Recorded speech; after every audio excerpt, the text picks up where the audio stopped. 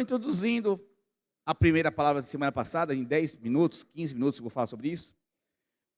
Nós falamos a importância de ministrar essa série de palavras, vivendo a vida da igreja. Porque me incomoda muito como pastor, e isso já faz alguns meses, muitas pessoas falando que a vida dela é diferente da vida da igreja. Me incomoda muito pessoas falarem que tem uma vida à parte da igreja. E que a igreja muitas vezes consome o tempo dela. E quando eu escuto esse tipo de coisa, demonstra a clara falta de conhecimento das verdades bíblicas. Porque as pessoas não podem, usam a igreja como se fosse um carro, como se fosse um trabalho. Como assim, pastor? Simples, eu tenho a minha vida particular em casa, mas eu frequento o meu trabalho. Eu tenho a minha vida particular em casa, mas eu tenho um carro. Então, esses acessórios fazem parte da sua vida, não é a sua vida. E as pessoas usam a igreja, e lembre-se, como eu falei semana passada, não é a igreja prédio, não é a igreja videira, não, é a igreja pessoas, é a igreja comunhão, é a igreja Cristo. Usa o seu estilo de vida, a igreja como algo à parte. Então, eu visto a roupa de crente aqui no prédio, me comporto como crente na célula, mas fora isso eu tenho a minha vida. Eu faço o que eu quero. De fato, você faz o que você quer. Mas quando você faz essa separação, você deixa de ser transformado à imagem e semelhança de Cristo. Nós pregamos todos os domingos aqui com o objetivo de transformar você à imagem e semelhança de Cristo. Eu sou como se fosse uma placa de trânsito. Eu aponto para você o caminho. Cristo. Eu te ensino verdade segundo a palavra. O que eu não falar aqui, se não for palavra, recuse. Você não pode aceitar uma palavra que sai da minha boca que não é palavra de Deus. Porque eu não sou dono da verdade. Cristo é dono da verdade. A palavra é dono da verdade. A palavra Bíblia. Então, quando nós escutamos isso, somos transformados. E a cada dia refletimos a glória de Deus. Mas muitas pessoas não entendem isso. Separam sua vida particular da vida de Deus. E outros acham que a igreja está matando. Então, por trás dessa frase, por trás desse conceito, existe um princípio de você. Eu e a igreja somos coisas diferentes. Eu e a igreja não somos iguais. Eu faço parte de um grupo de pessoas que frequentam um prédio de igreja e lá eu escuto a palavra de Deus, mas só que eu tenho a minha vida. Essa é a verdade que está no seu coração. Isso me preocupa muito porque quando nós pensamos assim, o diabo ele tem lugar no seu coração. O diabo ele tem brecha no seu coração. Irmãos, o diabo ele é milenar. Ele estava com Cristo, com Deus, desde o início. Então ele sabe como foi o homem criado. Ele sabe da queda do homem. Ele sabe de todas as suas mazelas, suas fraquezas. Ele sabe exatamente como entrar na sua vida. E a única forma que você tem como não dar brecha para o diabo é se guardando na palavra. A Bíblia fala que o diabo ele tem um acesso na sua vida e na minha vida. E qual que é o acesso? A nossa mente.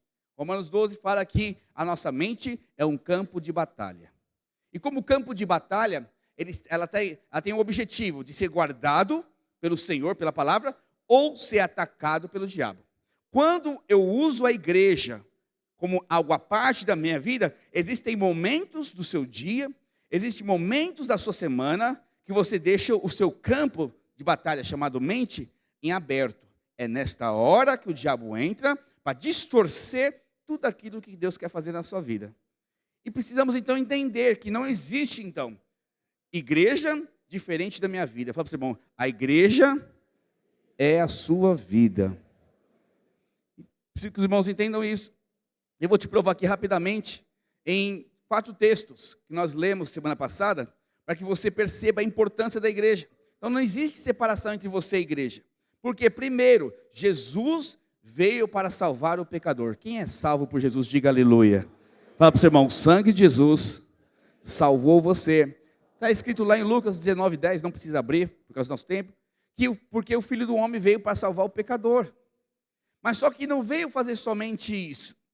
Em 2 Coríntios 5:17, a Bíblia fala que nós deixamos de ser pecador, por causa que aceitamos Jesus como Senhor e Salvador, e nos tornamos nova criação. Ou seja, as coisas velhas se passaram, eis que tudo se fez novo.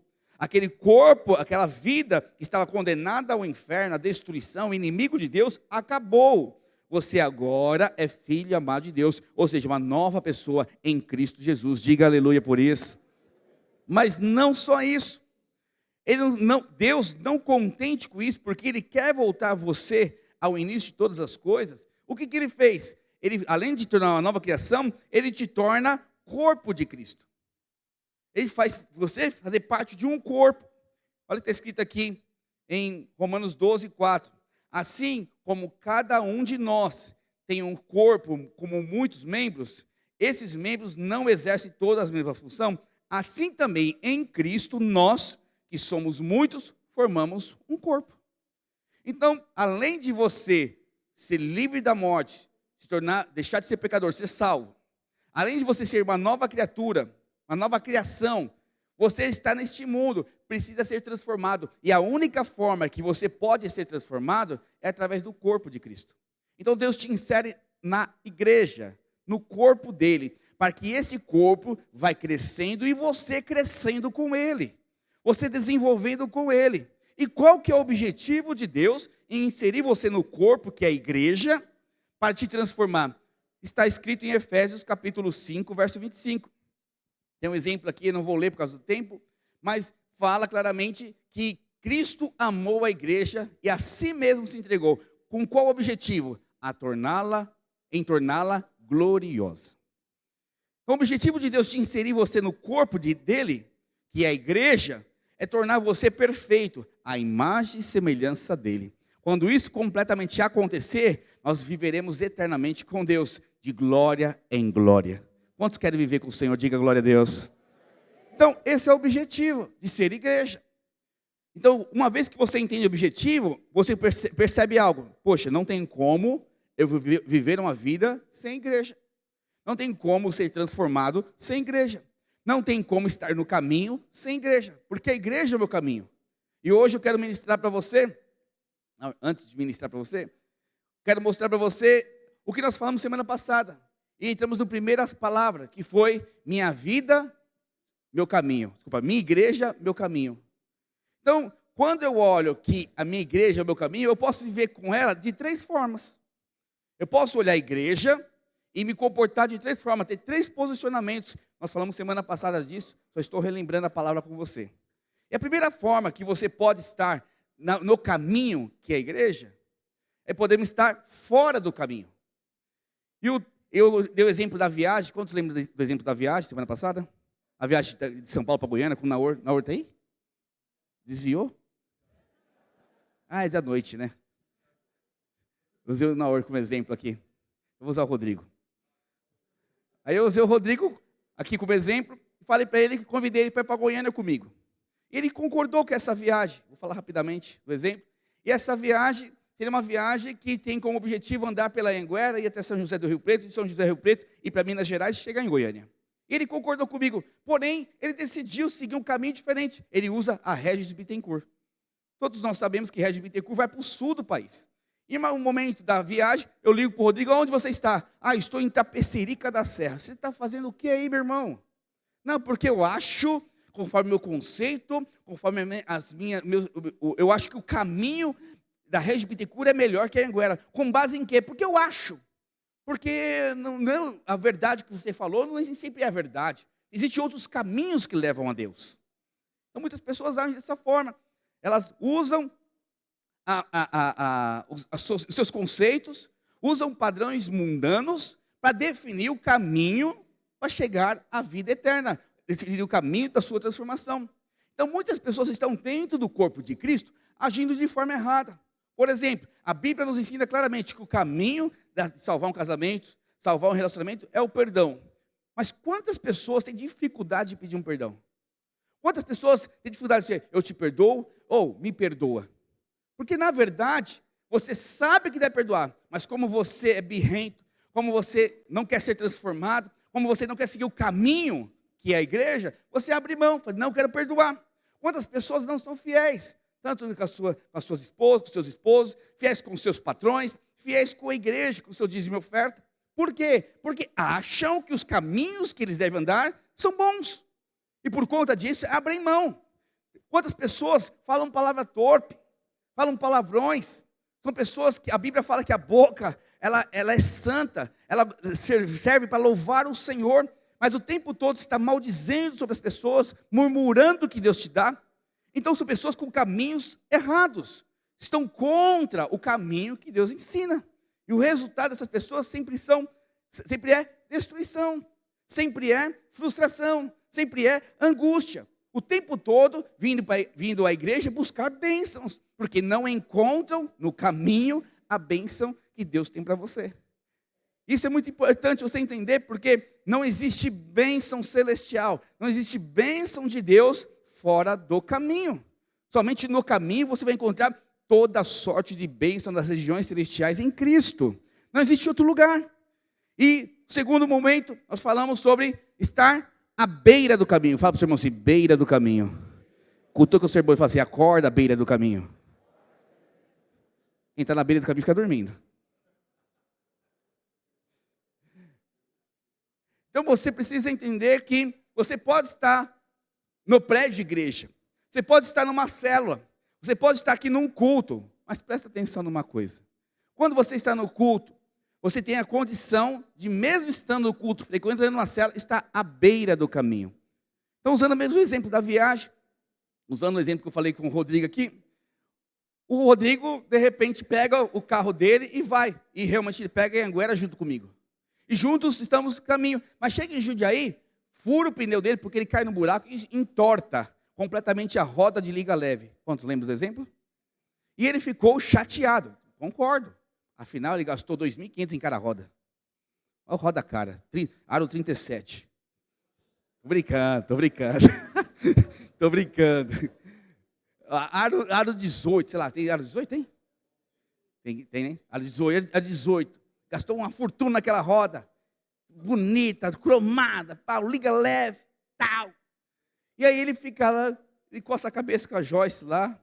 E fala, oh meu Deus, o que eu vou fazer agora? O que vai ser da minha vida? Eu desço do meu carro, por que você está parado, Rodrigo? Ah, porque furou o pneu, entortou minha roda de liga leve. Falei, tá bom, vamos pegar o step e colocar. Eu não aceito essa atitude, porque como vai ficar meu carro vai ficar feio. Eu queria chegar em Goiânia com os 4 rodas de liga leve, aro 18. Mas, Rodrigo, não é o mais importante. Não é mais importante você ficar com essa roda de liga leve. Para com isso. Não, por causa disso, eu não vou mais para Goiânia. Vou ficar sentado aqui na calçada em Jundiaí. Porque eu sou assim, sou birrento. Ou Deus faz como eu quero, ou eu não quero estar no meu caminho. Isso é estar à beira do caminho. Existe algo mais importante à frente. Existem formas de resolver o problema. Mas só que porque você não quer aceitar o caminho que Deus propôs, você para no processo. Nesse processo, muitas vezes as pessoas falam o seguinte, Deus, já que o Senhor não me abençoou com a casa que eu quis, a partir de agora não vou mais ser líder de célula. Deus, já que não multiplicou no tempo que o Senhor queria multiplicar minha célula, a partir de agora eu vou entregar a célula. Já que o Senhor não mudou meu casamento, a partir de agora eu vou sentar no banco ali que se lasque tudo. Já que eu não sou próspero, a partir de agora eu não vou ser mais fiel ao Senhor. Você começa a ficar bicudo, chateado, porque as coisas não funcionam. Já que o pastor falou isso, falou aquilo para mim, a partir de agora eu não quero mais nada. Esse tipo de comportamento são pessoas que estão à beira do caminho, porque estão valorizando mais as circunstâncias do que valorizando o propósito. E na Bíblia mostra uma pessoa que exatamente viveu dessa forma, o cego Bartimeu. A Bíblia fala que havia um cego, está lá em Lucas, não lembro o capítulo, depois eu lembro para os irmãos. Está em Lucas 18, 35. Não precisa abrir que eu não vou ler. Mas estava o cego Bartimeu estava à beira do caminho. Com certeza naquele caminho existiam muitos mendigos, pedinte. Mas só que aquele cego, ele teve uma atitude especial. Ele estava durante muitos anos à beira do caminho. E por estar à beira do caminho, automaticamente, o que aconteceu com ele? Ele estava à beira do caminho porque ele era cego, primeiro. E o resultado de ser cego o tornou um pedinte. Ou seja, ele pedia esmolas. E todo mundo que está à beira do caminho na vida espiritual, São pessoas que estão cegos a respeito das suas circunstâncias. Deixaram suas emoções, deixaram os seus sentimentos, deixaram as suas frustrações, as suas debilidades, as suas acusações ou culpas entrarem no seu coração de tal forma que paralisaram você. No meio da vida cristã que eu tenho caminhado, quantas pessoas ficaram à beira do caminho? Pessoas inteligentíssimas, pessoas cheias de Deus, pessoas cheias da palavra de Deus, pessoas que iam prosperar muito e ter um casamento sobrenatural, poderoso, mas porque não aceitou os processos, e às vezes destruía a roda de liga leve, eles pararam. Já que não é do meu jeito, já que eu não consegui o que eu quero, eu não quero mais nada, estou parado. E por conta disso, eu continuei caminhando na vida cristã, e muitos ficaram lá atrás. Lá atrás de que maneira? Frustrados, angustiados, tristes. Quantos casamentos foram destruídos, porque até perdoou, mas só que nunca voltou a ser a mesma coisa. Quantas pessoas não conseguiram avançar financeiramente, porque até deram o seu melhor, mas porque o outro foi promovido, parou de dar o seu melhor. Quantas pessoas deixaram de ser discipulador, líder de célula, porque se entregaram para a célula, mas por causa de uma frustração, pararam o desejo, paralisaram o propósito de transformação. Hoje, nesta manhã, Deus quer mostrar para você, não fique à beira do caminho, porque a beira do caminho é resultado de pessoas cegas, e só são cegas aqueles que andam segundo as suas emoções, andam segundo os seus sentimentos, não andam segundo a palavra. E, por último, falei sobre a questão de estar no caminho. Você pode viver minha igreja, meu caminho, estando e vivendo o caminho. Usando o mesmo exemplo para terminar aqui, eu e o Rodrigo continuamos, mas de repente o Rodrigo se posiciona de forma diferente. Imagine que quando quebra a roda de liga leve, ele fala assim: Joyce, pastor, vamos embora. Essa roda não vai me parar, porque afinal eu tenho um objetivo, eu vou chegar em Goiânia e receber de Deus. E aí ele vai lá, arruma a roda, e de repente ele cai, ele quase tem um acidente na rua, por causa que estava de noite ali em Minas Gerais, preocupado, quase tem um acidente, glória a Deus, ele para assim, uau, que susto, pastor, que susto, Jorge. Mas vamos continuar, porque o diabo não vai nos parar. Aí ele continua andando, o cabeçudo esquece de colocar gasolina em São José do Rio Preto. Em Minas Gerais, quem não foi em Goiânia, quem foi em Goiânia, sabe que é um posto a cada 200 metros, a cada 100 quilômetros, 50 quilômetros. Aí ele para no meio de 2 horas da manhã, em Minas Gerais, na cidade de sei lá o quê. Cheio de mato de um lado, mato do outro. Falei: Rodrigo, e agora? Você está com a Helena, eu estou com Pedro e Davi, e agora as nossas mulheres, como vamos fazer? E aí as mulheres são cheias de espírito, né? Pode ir que Deus vai nos guardar aqui. Deus vai nos guardar. Aí nós começamos a andar para frente. E não é que em 500 metros encontramos um posto. E a gente dá glória a Deus por isso. E voltamos dando risada, glorificando a Deus, porque afinal, nosso objetivo, nosso alvo vai acontecer. Nós vamos chegar em Goiânia. Então o cristão, ele anda dessa forma. Ele não deixa as pedregulhos, ele não deixa as dificuldades, ele não deixa as mazelas da sua vida paralisarem. Ele tem um alvo, ele tem um foco, por isso que ele continua no caminho. Pergunta para o seu irmão: você está no caminho? Fala para o seu irmão: você está no caminho, irmão? Ou você tem parado por causa das dificuldades? E nós terminamos a palavra da semana passada aqui, falando sobre esses princípios. E agora quero ministrar para você, olha aqui para mim, por favor. Eu quero falar sobre minha igreja, minha verdade. Porque não adianta você estar no caminho se você não estiver com a verdade. Não adianta você estar no caminho se você não tem a palavra de Deus, aqui eu vou falar mais sobre isso, como verdade.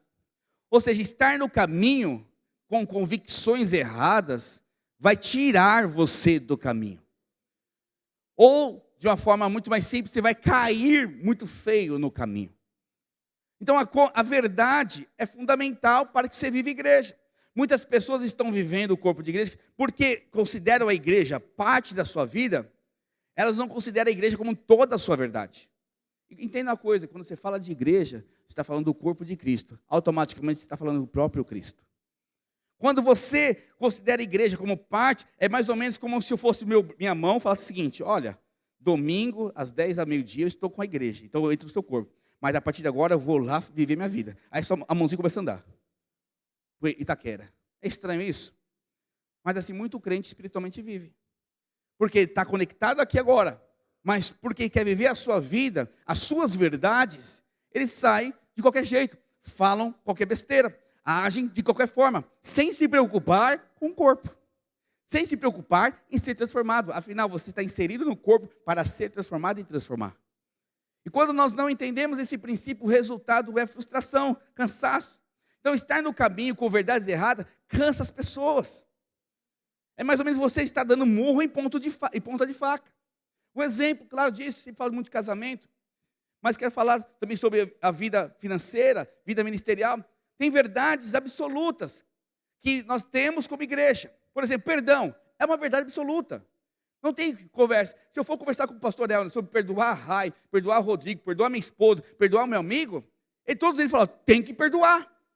Mas eu não quero perdoar, eu estou sentindo.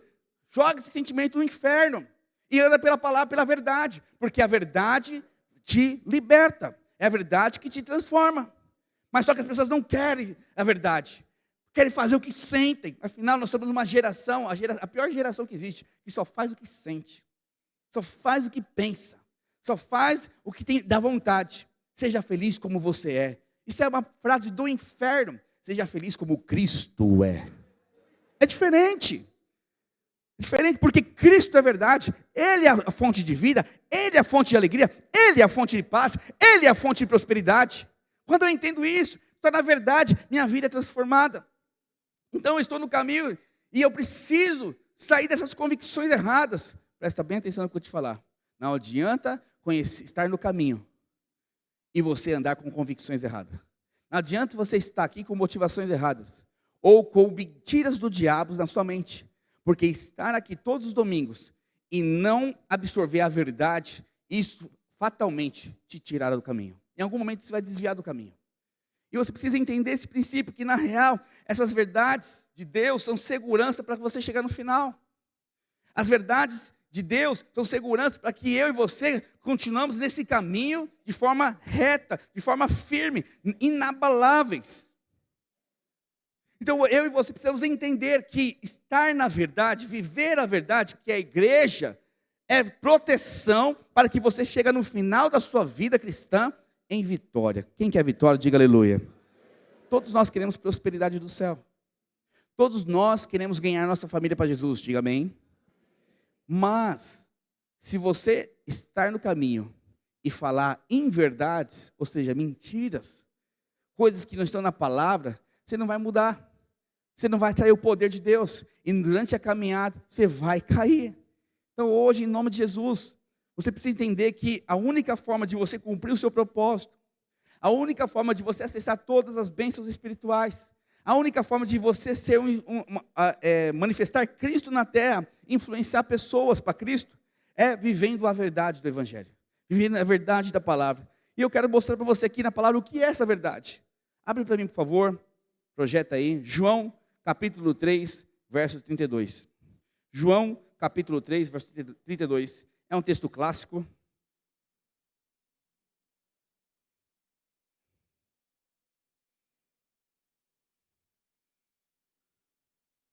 Errei o texto. Esse é 3,18. Conhecereis a verdade.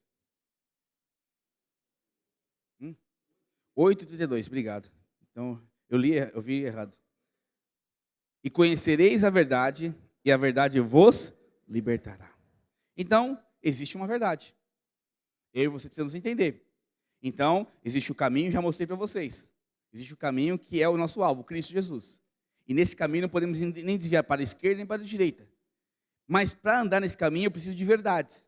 Porque durante a caminhada, todos os dias, meu coração vai ser testado. Todos os dias, a minha caminhada vai ser testada. E a única forma de ficar firme na caminhada é tendo verdades absolutas no meu coração. E a Bíblia fala que existe uma verdade. E quando você conhece essa verdade, você é liberto. Imagine você no caminho preso. Imagine você no caminho carregando uma bola de ferro no seu braço, na sua perna. Complicado, você não consegue caminhar. Mas quando você quebra, destrói essa bola de ferro, você não está mais preso, você consegue caminhar livremente para o propósito de Deus, rumo ao chamado do Senhor. E o texto mostra claramente que, no verso 31 anterior, que a palavra de Deus é a verdade absoluta para todas as coisas. Não existe outra verdade a não ser a palavra de Deus. Então, se você é um cristão, você precisa crer piamente de Gênesis 1 até Apocalipse. Você precisa perceber que toda a Bíblia é a palavra de Deus, é a boca de Deus, é a própria manifestação de Jesus Cristo na terra. Porque foram homens inspirados por Deus. Porque se você tirar parte da Bíblia, ou distorcer parte da Bíblia, isso é anátema, isso é maldito, isso não é válido. Então a palavra de Deus de Gênesis e Apocalipse, ela é a verdade de Deus para você. E toda a sua vida deve ser baseada nisso, porque se você quer o caminho de vitória, se você quer o caminho das bênçãos espirituais, quando eu falo bênçãos espirituais, mas entenda uma coisa, você tem o poder de trazer aqui na terra, chamar existência, tudo aquilo que você precisa. Eu preciso de prosperidade, Deus vai te dar. Eu preciso de saúde, Deus vai te dar. Mas se você está no caminho, eu falei semana passada com muita clareza, a bênção de Deus não é, as promessas de Deus não são para indivíduos. As promessas de Deus foram liberadas para a igreja. Então, quando a igreja busca no reino dos céus as bênçãos, ela atrai. Ah, pastor, eu não posso buscar sozinho? Sim, desde que você seja igreja. Desde que você esteja no caminho. Pastor, então eu vou passar fome. Mentira, a Bíblia é muito clara. Você vai ter o pão de cada dia, você vai ter o abrigo todos os dias, você vai ser protegido pelo Senhor. Quantas pessoas que nem cristão é, o sol não é para todos? Sim ou não? A chuva é para todos? Sim ou não? É promessa de Deus. Deus não vai deixar faltar isso. Mas só que as promessas dos filhos somente são para aqueles que vivem em igreja. Então a prosperidade do céu é para aqueles que são filhos. Estão no caminho e vivem a verdade. Estão no caminho e vivem a verdade. As bênçãos espirituais, as bênçãos de prosperidade, saúde, cura, multiplicação, crescimento, são para os filhos que estão vivendo igreja. Irmãos, eu estou nessa terra e nenhum de nós aqui vai passar de mais 100 anos nessa terra. Daqui 100 anos ninguém vai estar aqui. E eu quero chegar diante do Senhor e falar assim, Senhor, eu dediquei os meus 100 anos ao Senhor. Eu vivi todas as promessas do Senhor. Eu quero viver 100% de tudo aquilo que Deus tem para mim. Pergunta para o seu irmão, você quer viver 100% do que Deus tem para você? Se você quer viver, querido, presta atenção, você precisa viver o caminho, mas também precisa viver na verdade. Então, outro texto que confirma claramente que a palavra de Deus é a verdade, está lá em João 17. Projeta para mim, por favor. João 17. Santifica-os na verdade. A tua palavra é a verdade. Fala comigo assim, a tua palavra é a verdade. Ou seja, então viver igreja, ser cristão, ser alguém que tem a igreja e a sua vida como uma só, é alguém que tem a palavra de Deus como guia. É alguém que tem a palavra de Deus como a certeza que vai chegar no final vitorioso. É alguém que tem a palavra de Deus como certeza que vai chegar no final glorificado. Eu tenho a certeza que no final Deus vai fazer na minha vida. Quantos de nós já passamos por grandes dificuldades? Levanta a mão. Problemas de casamento, problemas familiares, problemas financeiros, de saúde e ministeriais. E eu te pergunto até hoje, você está destruído aí? Você está acabado aí? Por que não? Porque a verdade da palavra sempre vai prevalecer na sua vida. O tempo todo vai prevalecer. Não tem como isso não acontecer. Você não foi destruído. Você não vai morrer enquanto não vê a promessa de Deus acontecer na sua vida. Mas presta atenção, você tem um poder de atrapalhar Deus. Quando você não está no caminho e vivendo a verdade dEle. Eu creio que Deus tem algo poderoso para você e para mim. Mas eu preciso estar debaixo do favor, debaixo da graça. A graça já está em mim, eu preciso operar essa graça em mim. Então a palavra de Deus é luz que ilumina os meus caminhos. Então a palavra de Deus é a verdade de Deus. Fala comigo, a palavra de Deus é a verdade de Deus para a minha vida. Ou seja, não conseguiremos caminhar sem ser guiados, iluminados e com a certeza que chegaremos no final sem a palavra de Deus. Nesta manhã, em nome de Jesus, você precisa sair com esse princípio enraizado. sabe, cravado, impresso no seu coração. Eu preciso estar no caminho, mas estar no caminho sem a verdade absoluta, eu não vou avançar. Eu quero que nesta manhã você tenha agora clareza, que diante da verdade, você pode agir de 3 formas. E você vai se identificar em qual forma você tem vivido a sua vida. E no final nós vamos orar agora, para que você tenha clareza, e você saia daqui convictos, ou em permanecer na postura correta, que é a verdade absoluta, ou mudar a postura que você está para a verdade absoluta. Quantos querem ser transformados pela verdade de Deus? Diga aleluia. Então agora podemos ser guiados, iluminados, de 3 formas com a verdade. A primeira forma é por sofismas, que são mentiras que se tornam verdade em nossas vidas. A segunda forma é por verdades relativas. São verdades que simplesmente se coincidem com o meu desejo. Eu utilizo aquilo para o meu benefício. Ou podemos andar com a verdade absoluta. E a primeira delas é o sofisma. E o que é sofisma, de forma literal? Sofismas são argumentos lógicos, ilusórios da verdade, porém têm bases e fundamentos que acabam distorcendo a palavra. Então, são coisas que têm raciocínio lógico, pastor. Se eu conversar com o pastor Elner e ele quiser mudar algo da palavra de Deus, ele tem o poder. Porque ele consegue colocar uma lógica humana, uma lógica natural, uma lógica da ciência, que é o que a ciência muito faz, para distorcer a palavra de Deus. Para distorcer o que Deus está fazendo. Para distorcer tudo aquilo que Deus quer operar. Então, eu e você, usado pela naturalidade, conhecimento natural, usamos muitas vezes palavras distorcidas para distorcer, para colocar a Bíblia como mentira. Esses dias uma apresentadora falou que precisamos rever a Bíblia, porque a Bíblia é discurso de ódio. Quem escutou isso? Alguém escutou? Ninguém escutou? Escutaram. Teve alguém que falou isso. Falando que a Bíblia é discurso de ódio, precisamos reescrever a Bíblia. Por quê? São pessoas que querem distorcer a palavra. Esses dias também tiraram uma palavra do pastor André Valadão, porque distorceram o que ele disse. Colocaram o que ele disse como mentira. E colocaram o que eles falam como verdade. E ainda aplicaram uma multa de milhões para ele. Por que fizeram isso? Porque aqueles que não querem a palavra distorcem o que a palavra diz para benefício próprio. Então, são as famosas narrativas. Eu coloco verdade, eu coloco lógica, ou coloco o entendimento fora da palavra de Deus, com o objetivo de destruir a verdade. Então, um exemplo claro disso, quando você vem para o pastor com um problema de casamento, ou problema financeiro, ou você que está solteiro e quer casar, você fala assim: será que Deus me esqueceu? Será que Deus me abandonou? Será que Deus existe de verdade? Porque afinal, meu casamento está acabando. Será que realmente eu sou filho de Deus porque eu não tenho prosperado no meu trabalho? Oh Deus, será, pastor, que Deus me ama de verdade? Afinal, eu estou com mais de 30 anos e não consegui casar ainda. Eu estou com 40 anos, 10 anos de casado, eu não tenho um filho ainda. Será que Deus me ama? Essas são narrativas do inferno para destruir as verdades da palavra de Deus. E com essas narrativas, isso vai se tornando verdade no seu coração. Isso vai amargurando você. Vai angustiando você. Isso vai tirando você do propósito de Deus de tal maneira, que você fica alguém amargo, infeliz.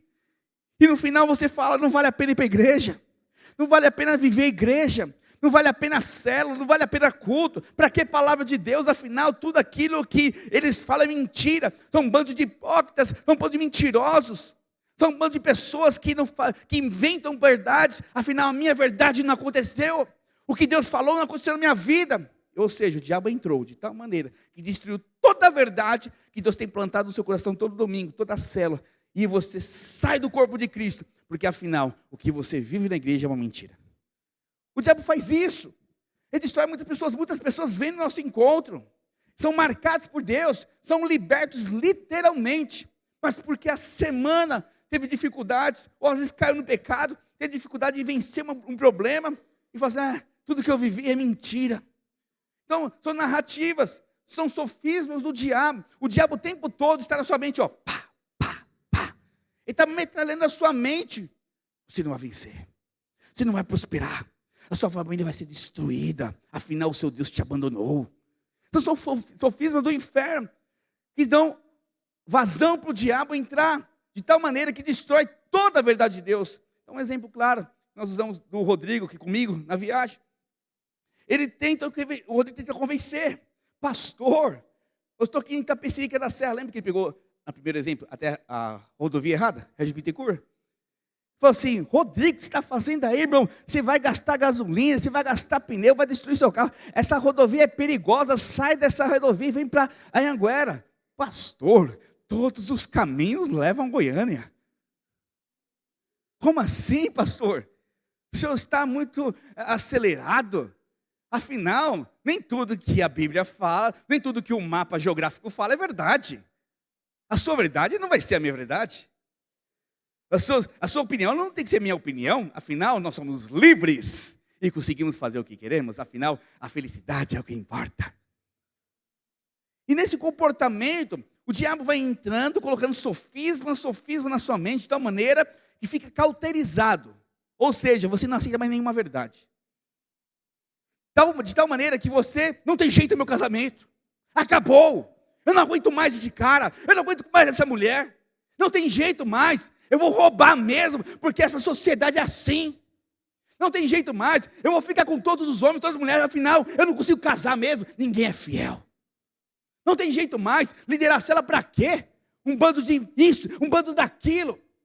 Ou seja, o diabo está entrando, destruindo todas as verdades espirituais dentro de você, e você está sentado aceitando. Está sentado, eu não tenho condições. A minha vida é isso. Sempre falaram isso de mim. Sempre falaram assado de mim. Presta atenção, querido. O diabo está entrando, destruindo as verdades espirituais e colocando sofismas. João capítulo 8, verso 44, projeta para mim, por favor. Fala algo muito importante que você tem que entender. Se você entender isso, você consegue sair do sofisma.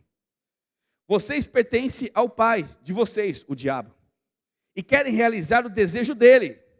Ele foi homicida, a primeira característica do diabo, homicida. Desde o princípio, e não se apegou à verdade. O que ele fez? Deus, eu vou criar as minhas verdades. Eu vou criar o meu jeito de viver. Afinal, Deus errou. Eu que tinha que ser Deus. Eu que deveria estar acima de Deus. Continuando. Pois não há verdade nele. Quando mente, fala da sua própria língua, pois é mentiroso e pai da mentira.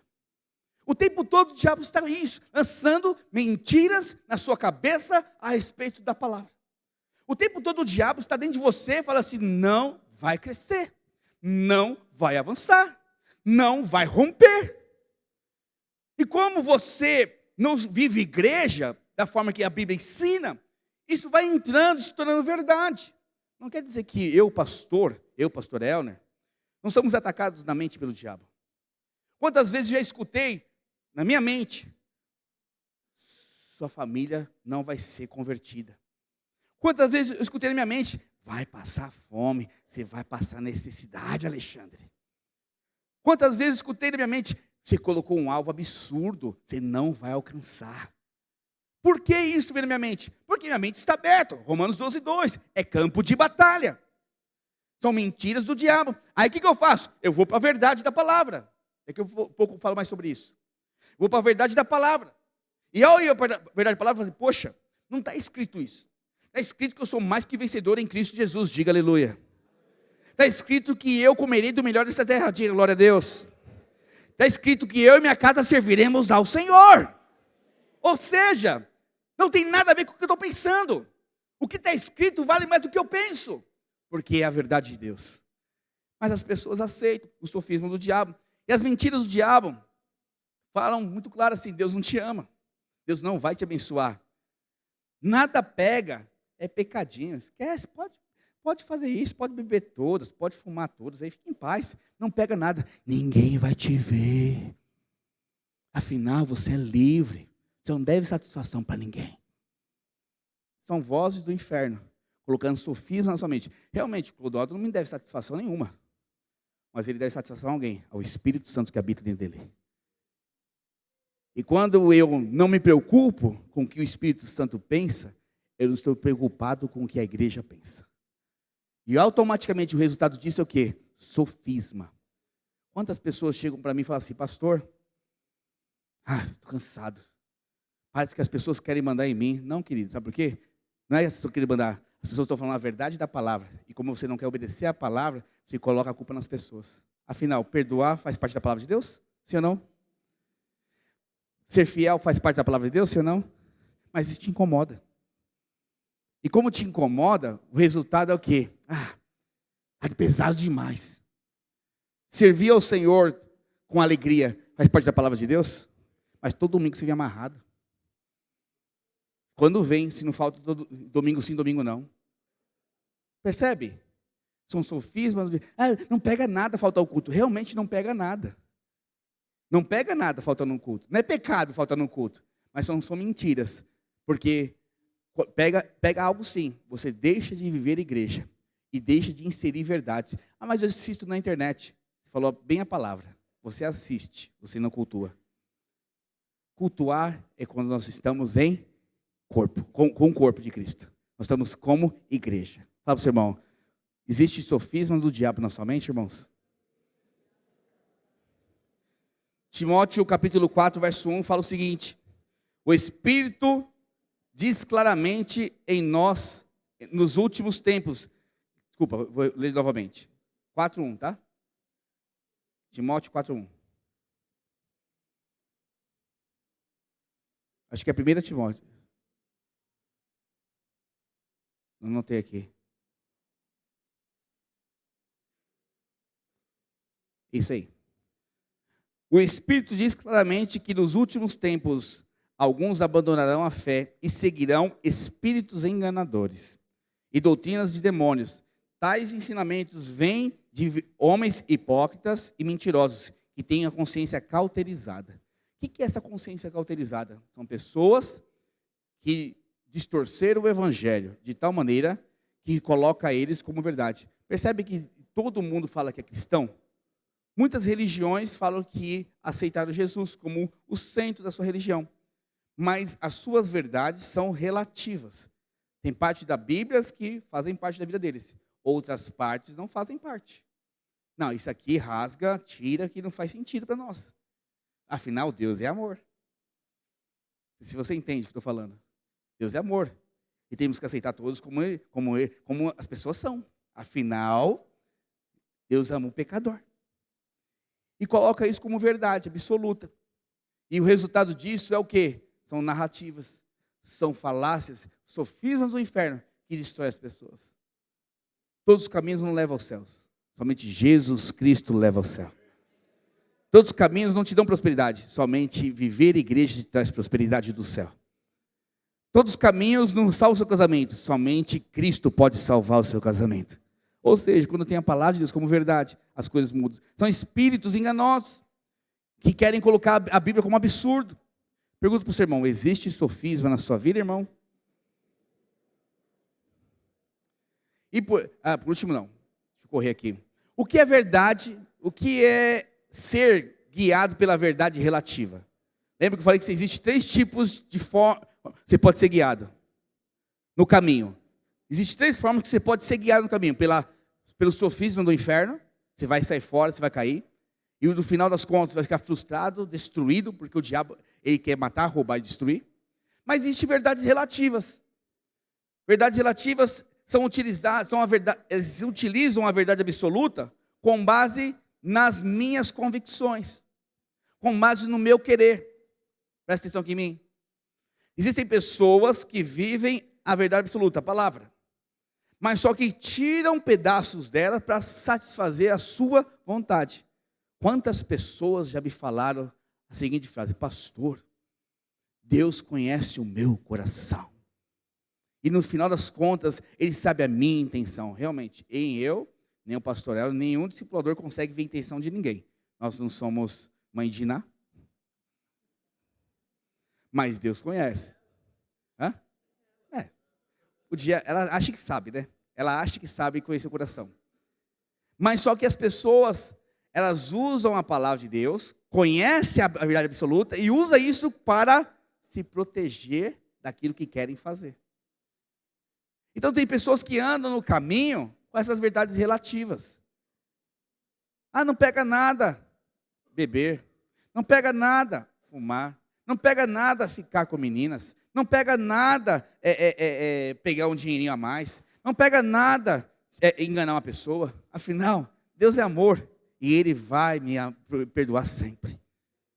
Então, Ele usa a palavra de Deus para benefício próprio. Então, é utilizar a palavra para somente aquilo que interessa. Fazer da palavra uma prateleira, como se fosse um supermercado. Eu venho para o culto domingo, vou para a cela pegar minha bênção. Afinal, Deus é bondoso, diga aleluia. De fato, Ele é bondoso. E Ele quer te abençoar com toda sorte de bênção. Mas são pessoas que só querem a bondade. Quem aqui é pai? Levanta a mão. Imagine só que toda vez seu filho te enxerga como um cofre. Pai, quero 10 reais. Pai, eu quero 20. Pai, compra tal coisa. Pai, compra outra coisa. Eu falo assim, mas filho, não tem um te amo? Filho, não tem um carinho no pai? Filho, não tem uma honra para o pai? Você gostaria de um filho assim? Sim ou não? Ninguém gostaria. Um filho que no dia do seu aniversário fala assim, mais 100 reais, pai. Você fica assim, poxa, que filho é esse que eu criei? De onde eu criei? Agora, você vem ao culto ao domingo, para quê? Pai, me dá um carro. Pai, muda o meu casamento. Pai, faz o meu querer. Pai, faz a minha vontade. E qual foi a vez que você sentou com ele? Pai, eu te amo. Pai, eu te adoro. Tu és tudo na minha vida. Tu és o Senhor dos senhores. Ah, o Senhor é o Senhor dos exércitos, aquele que me defende e guarda a tua igreja. Ah, como eu quero encontrar com o Senhor naquele dia. Ele virá num piscar de olhar. Ah, como eu quero te encontrar. Ah, o espírito de saudade. Qual vez que você faz isso? A não ser cantar um domingo aqui com o Jonathan e a Renata. Presta atenção. Nós usamos muitas vezes a igreja, estou querendo te alertar. A igreja como uma prateleira de supermercado. Onde vão ter bênçãos, onde vão receber as nossas bênçãos e pronto. Fala para o seu irmão assim, se livre disso, irmão. Usando o exemplo aqui com o Rodrigo novamente. É como se eu convencesse que é necessário passar por Brasília antes de ir para Goiânia. Então, o Rodrigo tem interesse. Preciso visitar o meu tio, que faz 15 anos que eu não visito. Vou aproveitar essa viagem como pastor, vou falar para ele que a única forma de chegar em Goiânia é passar por Brasília. E no final das contas, não vamos chegar em Goiânia? Sim, mas vamos desviar um pouquinho o caminho. Afinal, eu preciso satisfazer o meu interesse. Percebe? Muitas vezes nos comportamos assim com Deus. Nos comportamos assim com a igreja. Eu sirvo a igreja com interesse. Eu estava falando com o Paulo ali fora, que muitas igrejas usam o termo de servos como voluntários. Acho legal a palavra, mas não acho bíblica. Porque uma vez que você entrou e aceitou Jesus, você se tornou escravo de Cristo. E ser escravo de Cristo significa, eu não tenho mais minha vontade, eu faço a vontade do meu Pai. Ah, pastor, escravo. Irmãos, eu quero ser escravo. Ser escravo de Cristo é honra, porque Ele é dono do ouro e da prata. Ser escravo de Cristo é honra, porque Ele vai solucionar todos os seus problemas. Eu tenho um acordo com Deus há muitos anos, e falei para Ele com clareza, nunca mais vou me preocupar com as minhas coisas. Com o meu dinheiro, com a minha família, um monte de coisa. Só vou se preocupar com uma coisa, com a sua obra, mas o Senhor cuida das minhas coisas. Ou seja, me tornei escravo do Senhor. Quero te falar, sempre Ele ganha de mim, sempre Ele me abençoa muito mais do que eu abençoo Ele. Sabe por quê? Porque Deus, Ele é bondoso, Deus é generoso, diga aleluia. Então, quando eu uso as circunstâncias, a palavra, para fazer a minha vontade, sabe o que acontece? Eu manifesto a obra da carne.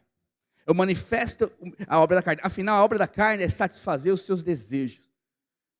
E a Bíblia fala de forma bem rasgada, prostituição, lascívia, um monte de coisa. Falta de domínio, um monte de coisa. A obra da carne é gigantesca. Mas o cara está dizendo de forma muito sutil. Quando você usa a palavra benefício próprio, você está manifestando a sua carne.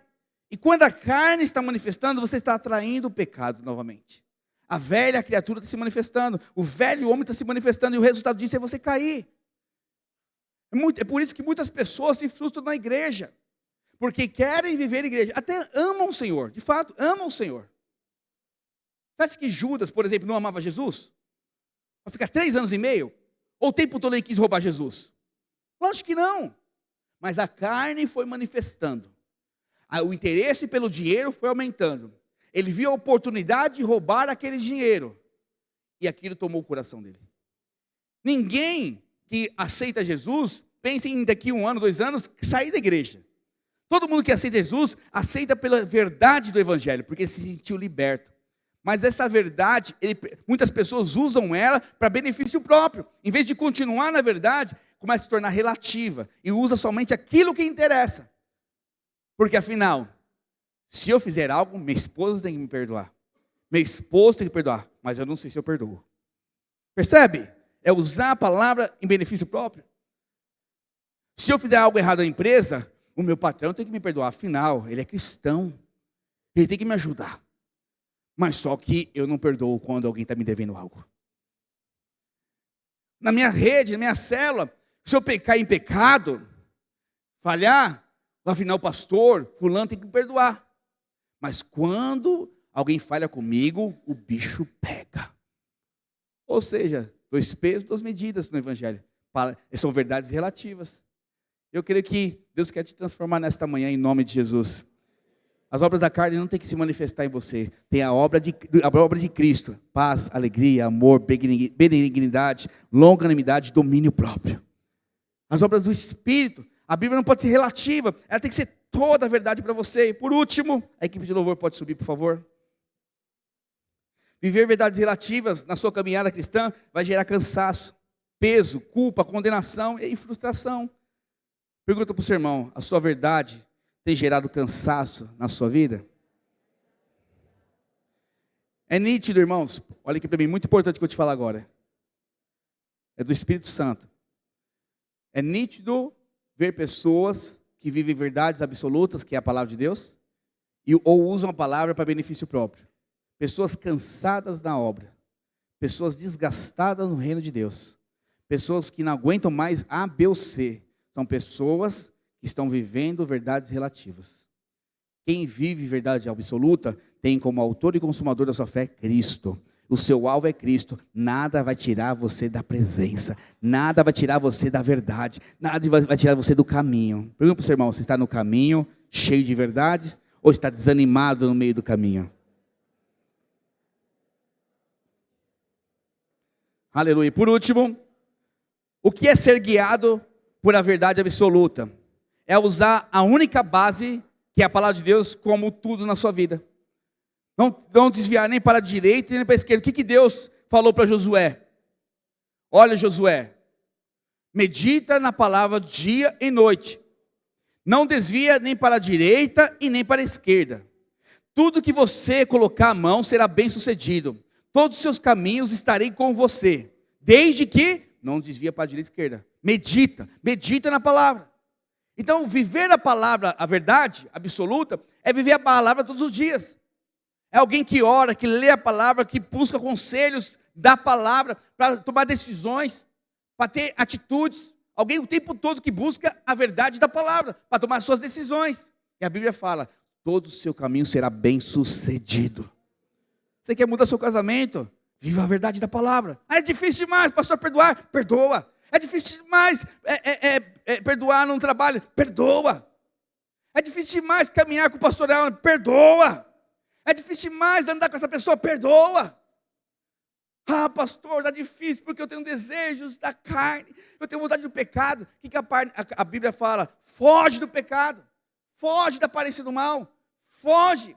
Se revista com o poder de Deus, com a armadura de Deus. Ora, declara, profetiza. Foge disso. Se une ao pastor Elton. Pastor Elton, eu quero pecar, não quero pecar mais. Me ajude nisso. Eu quero viver isso. Alguém que decidiu viver a verdade. Tinha uma irmã, ela está até aqui na igreja, foi testemunho dela, então eu posso falar, a Juliana, do Gustavo. Ela tinha mais jovem, ela usava droga, cocaína, acho que cocaína, não sei qual droga que ela usava exatamente.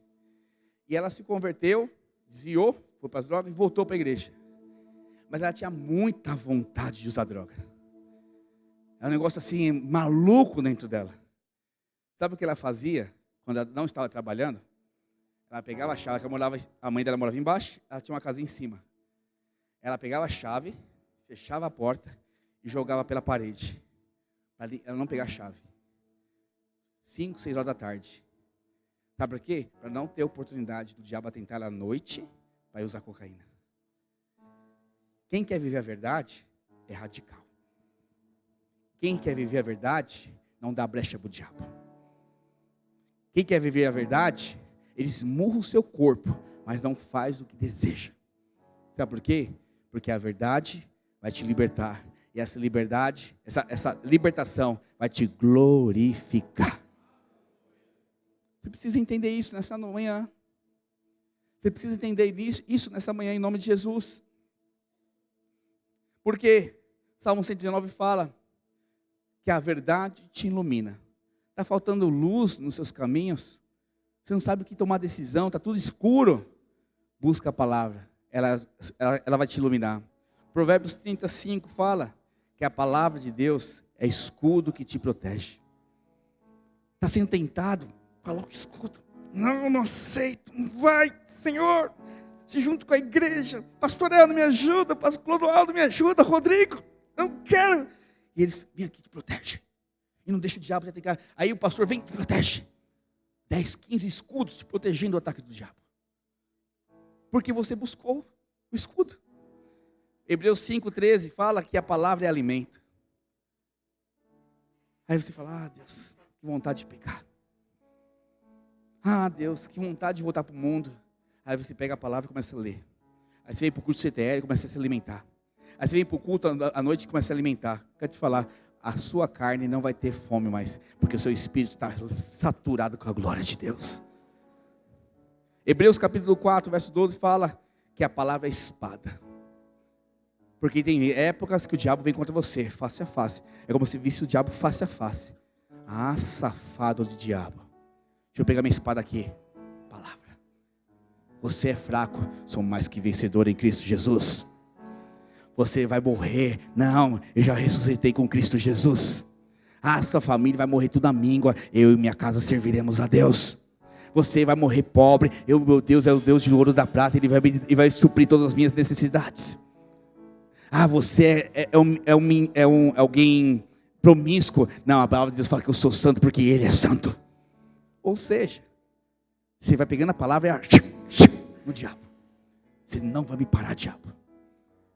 Essa é a atitude de pessoas que andam a verdade. Eu queria que você ficasse de pé em nome de Jesus. E pedir para você, se você tem vivido mentiras na sua mente, e essas mentiras têm tirado a sua paz, e se na caminhada cristã existem áreas da sua vida que você não está avançando e crescendo, está cansado. Deus, estou cansado desse casamento. Estou cansado de não conseguir casar. Eu estou cansado de ir na minha célula. Estou cansado do meu discipulado. Deus, estou cansado de não prosperar. Eu me sinto pesado. Sinto pessoas aqui pesadas. Não porque você está em pecado, mas parece que tudo que você faz não avança. Tudo que você faz não rompe. É porque existem verdades relativas aqui dentro. No mundo espiritual se conquista com a palavra de Deus, com a declaração da palavra. E você vai vir aqui à frente para declarar a sua verdade em nome de Jesus. Quando nós cantamos um louvor, eu queria te convidar. Você que está com sofisma na mente, ou você que está cansado, tudo que você faz parece que não avança, você não cresce. Parece que você está na igreja, parece que é um conto de fadas. Todo mundo fala de bênção e você não vive isso. Você está cansado disso e você quer viver. Eu queria que você viesse à frente enquanto nós louvamos ao Senhor Jesus. Pode desligar as luzes, por favor.